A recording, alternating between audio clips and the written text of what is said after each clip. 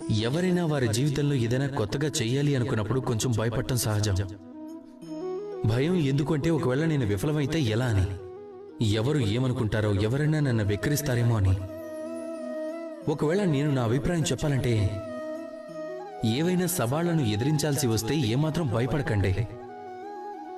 ఎందుకంటే ఎదిరిస్తే రెండే ఫలితాలు ఉంటాయి కనుక.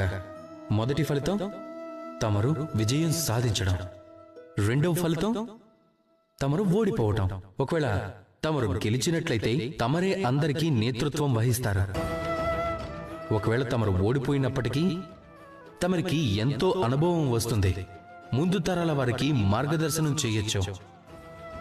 ఇప్పుడు ఆలోచించండి, మీ మార్గదర్శనంతో మీరు ఎవరికైనా సహాయం చేయగలిగితే అప్పుడు తన స్వప్నాన్ని సాకారం చేసుకోగలుగుతాడు. ఎంతో పుణ్యం చేసుకుంటే గానీ రాదది. మీరు ఒక విషయాన్ని అర్థం చేసుకోండి, అది గెలుపైనా సరే ఓటమైనా అది మిమ్మల్ని తీసుకెళ్లేది ఒకే దారి వైపు, అదే గెలుపు వైపు.